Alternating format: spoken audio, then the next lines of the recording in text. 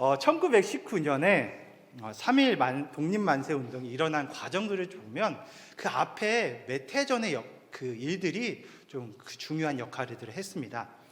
1905년도에 우리나라와 일본 간의 불평등 조약인 을사조약, 을사늑약이라도 하죠.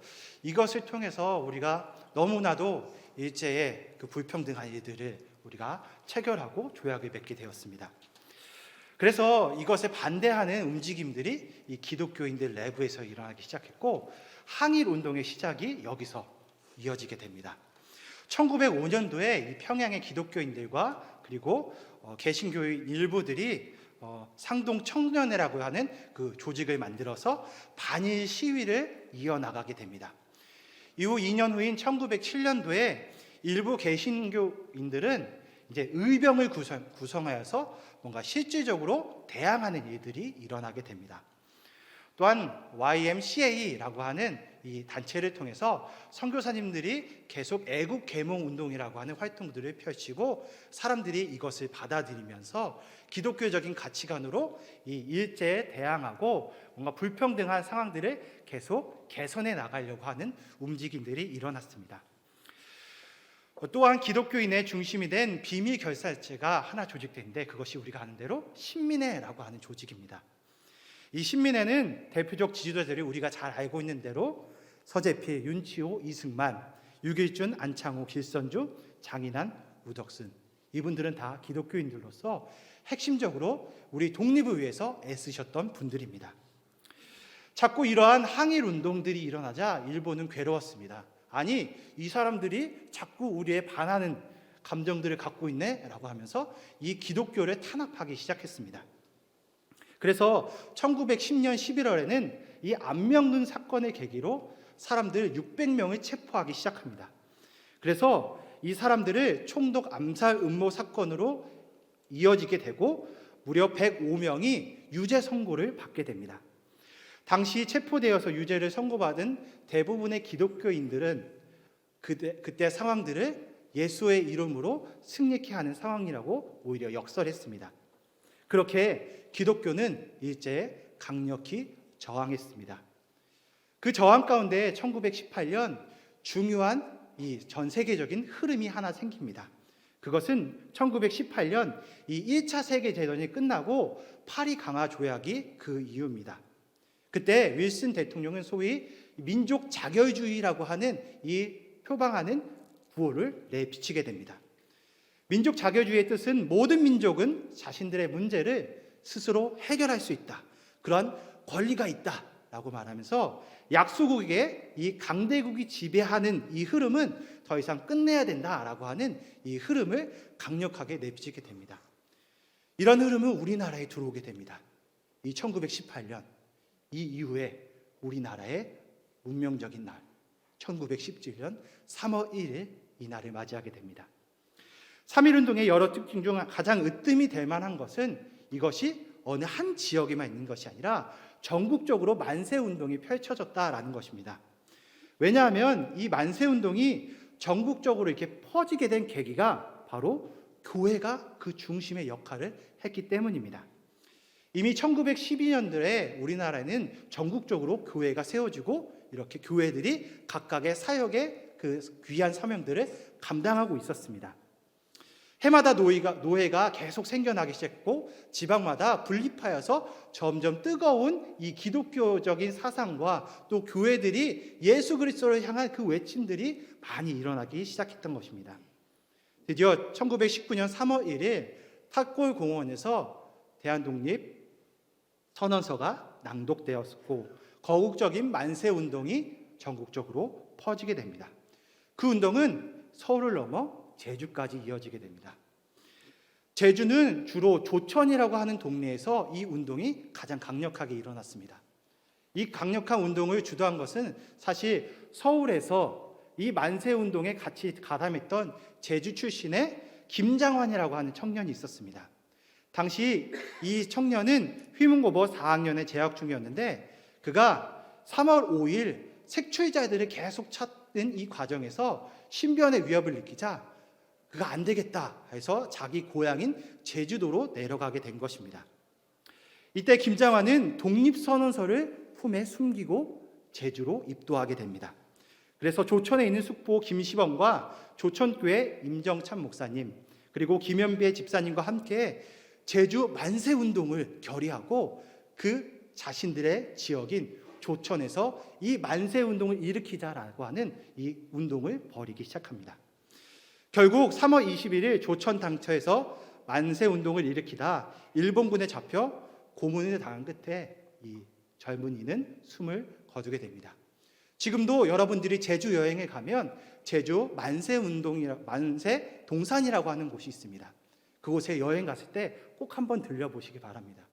그곳에 우리나라의 순국의 선열들의 그 피가 서려 있고 그 중심에는 기독교인들의 나라 사랑하는 마음이 잘 담겨져 있습니다. 3.1운동은 지금의 한국이 있게 된 아주 중요한 사건입니다. 동시에 한국 교회가 이 땅에 있는 아주 중요한 사건이 되었습니다. 이 운동을 두고 여러 갈래로 평가하겠지만 우리가 잊지 말아야 할 것은 기독교인은 나라의 어려운 현실 앞에서 이 헌신과 애국의 정신을 발휘했다라는 것은 누구도 부인할 수 없는 사실입니다. 3.1운동의 두 번째 특징은 바로 비폭력 저항운동이었다라는 것입니다. 3.1운동은 하루아침에 일어난 운동이 아닙니다. 이전까지 있었던 여러 갈래의 기독교 운동들이 하나로 합해져서 모든 기독교인들이 한꺼번에 같이 일어난 운동입니다.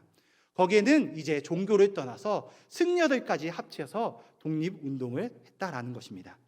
결국 이를 통해서 조선인들은 세계 만방에 자신의 나라의 자주 독립을 위해서 그 외침을 전 세계에 외치기 시작하게 된 것입니다.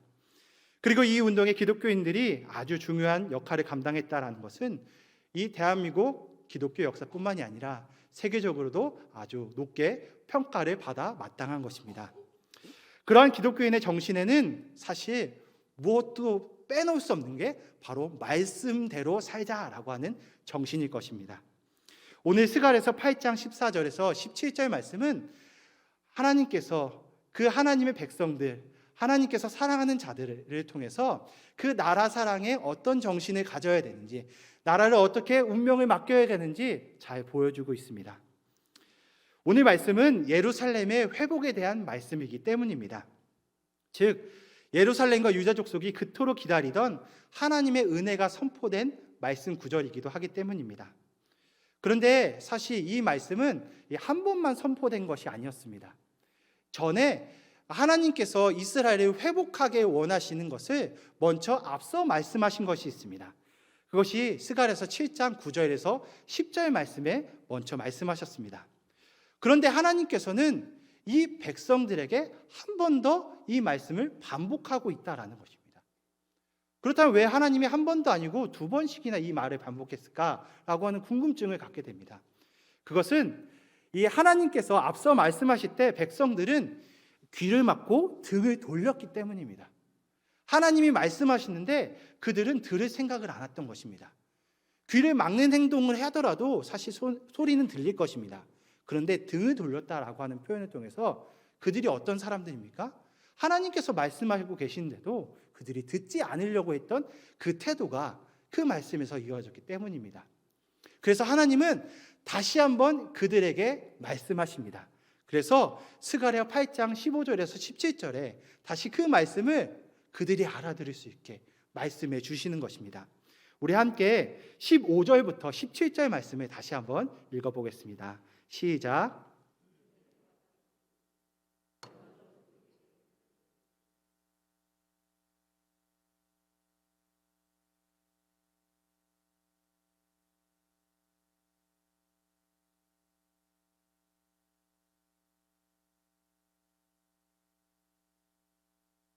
거짓 맹세를 좋아하지 말라. 이 모든 일은 내가 미워하는 것이니라. 여호와의 말이니라. 아멘. 이 말씀이 유다 백성에게만 국한된 것일까요?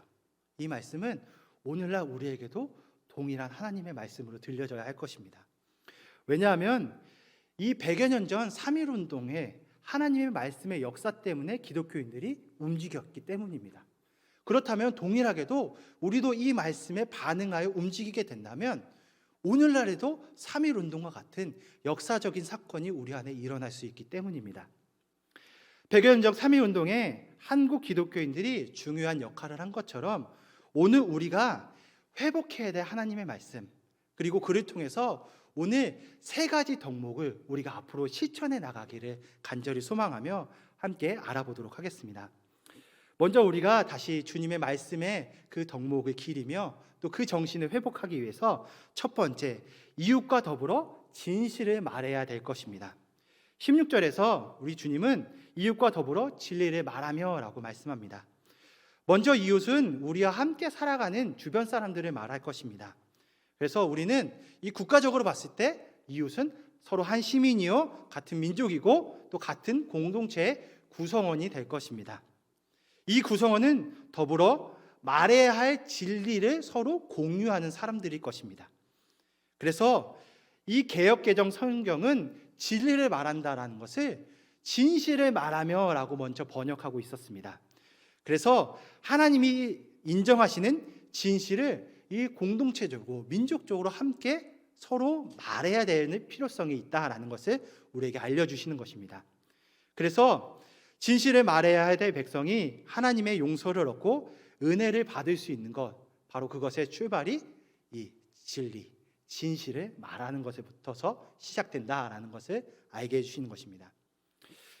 대한민국이 우리나라 이제 정부로 수립되면서 정치권에서 사실 늘상 거론되는 이야기들이 하나 있습니다. 바로 그것은 부정부패의 척결이다라고 하는 단어일 것입니다. 이는 사회지도층의 뼈를 깎는 성찰이 필요한 말이기도 할 것입니다. 권력과 재물을 갖고 있는 사람들이 부정한 짓을 저지르면 국가가 위태로워질 것은 자명하기 때문입니다. 그런데 잘 생각해보면 부정부패라고 하는 것이 하나님과 연결되지 못해서 일어나는 일일 수도 있습니다. 왜냐하면 하나님이 정의와 진실과 그 공의를 알려주시는 분인데 그 정치인들이 하나님과 연결되어 있지 않으니 당연히 이러한 정의와 하나님의 진실을 알 턱이 있겠습니까? 진짜 하나님을 아는 정치인이라면 그렇게 하지 못할 것입니다. 오히려 올바른 진실을 말하고 올바른 그 정의를 실현하고자 노력을 한 정치인이 될 것이기 때문입니다. 그런데 이 부정부패는 하나님의 그런 진실과 진리를 가리키면서 그것을 모르는 상태에서 생기는 범죄라고 하는 것입니다. 사실 이스라엘의 경우를 보면 이스라엘이 이 하나님의 진리됨을 버리고 쇠퇴와 멸망의 길을 가는 것을 우리가 볼 수 있습니다. 심지어 어떻게 하나님께서 심판하십니까? 그들을 아수르 혹은 바벨론의 포로로 끌고 가서 그들을 굉장히 어려운 시간을 보내게 하십니다. 그를 통해서 그들이 깨달은 게 무엇입니까? 우리가 하나님을 떠나 있으면, 하나님의 진리를 버리면, 이 하나님의 공의와 정의를 버리면 결국 우리는 나라를 잃고 하나님의 그 거룩함을 이어갈 수 없구나라는 것을 절절히 깨닫게 된다는 것입니다. 결국 멸망과 쇠퇴의 길은 바로 하나님과 연결이 끊기는 데서부터 시작된다라는 것입니다. 이처럼 기독교인들은 늘 하나님과 연결되어 있어야 하고 또 기독교는 그러한 정신들을 계속 이어나가야 할 것입니다. 하나님을 아는 기독교인들은 이러한 부정부패를 척결을 말하기 전에 이 하나님과 연결을 자신이 먼저 확인을 해야 될 것이고 또 하나님의 그 진실과 정의는 바로 말씀에서 나온다라는 것을 그들이 다시 되새김질해야 될 것입니다. 하나님 앞에 이 죄를 먼저 깨닫지 못한다면 그리고 반복한다면 우리는 정말 하나님께서 내리는 진노를 다시 피할 수 없게 될 것이기 때문입니다. 지금이 사실 정말로 중요한 때입니다. 나라 안팎으로 형국이 어려울 때 우리는 하나님과 그 관계를 소원히 하지 않고 더 집중해 나가길 간절히 축원합니다. 그렇게 진실을 말하지 않고 회개하지 않으면 우리에게 은혜라는 것이 없기 때문입니다. 사랑하는 성도님들, 진리를 따르는 진실한 사람은 결코 외롭지 않습니다. 진리를 말하는 사람은 하나님이 도우시는 까닭에 그 힘과 능력으로 하루하루를 살아갈 수 있기 때문일 것입니다. 그래서 오늘 3.1운동을 통해 우리의 믿음의 선조들이 이 진실을 말하고 이 진리를 말하는 것을 통해서 우리가 먼저 선조들의 그 귀한 뜻을 보았습니다. 우리도 동일하게 이런 경험들이 우리 대한민국에 다시 일어나길 축원합니다. 두 번째, 애국의 마음으로 우리가 기독교인들의 행해야 될 덕목은 진실하고 화평한 재판이 필요하고 그를 통해 의를 실현해야 된다라는 것입니다. 16장에 보면 너희 성문에서 진실하고 화평한 재판을 베풀라라고 말씀합니다. 이때 재판은 많은 사람들이 모이고 또 눈앞에서 이것을 볼 수 있는 성문 앞에서 재판을 했다라는 것입니다. 그래서 많은 사람들이 보았기 때문에 그때 거짓이나 그때 불의가 일어나면 굉장히 당황스러운 일들이 생길 것입니다.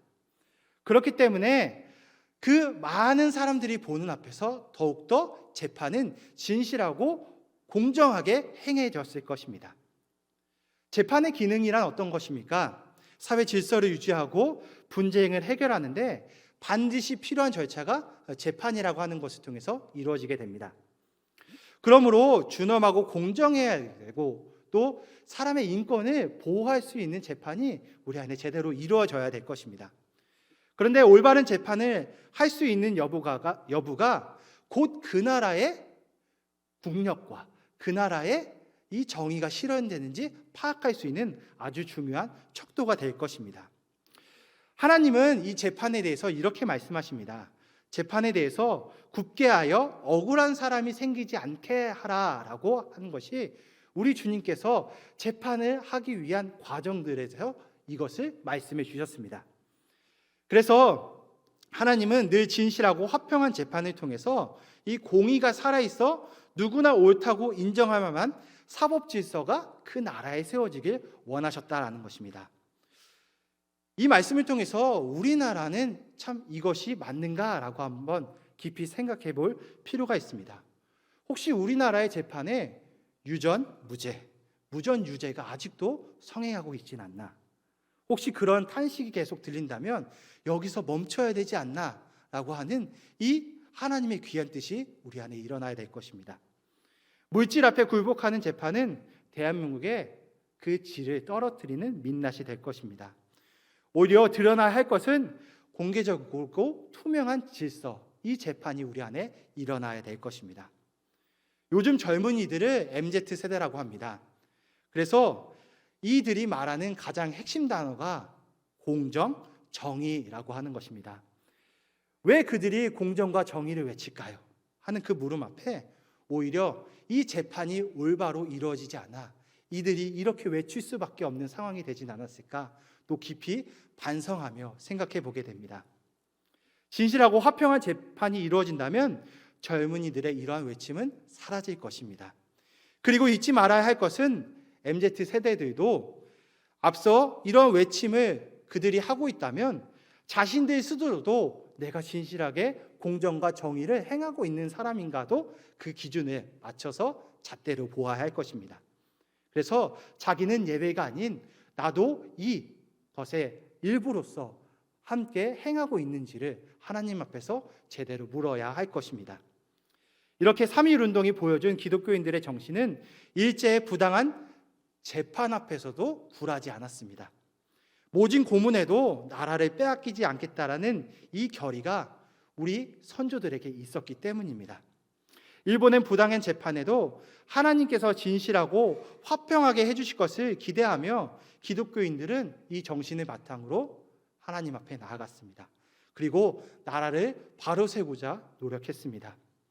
결국 우리는 이러한 기독교인들의 정신으로 나라를 올바른 재판이 이루어지길 바라는 마음으로 기도해야 될 것입니다. 오늘 우리가 그 정신을 기억하며 진실하고 화평한 재판으로 하나님의 의를 실현하기를 축원합니다. 오늘 또한 기독교인이 행해야 될 세 번째 그것은 사랑과 진실로서 하나님 앞에 은혜를 구해야 할 것입니다.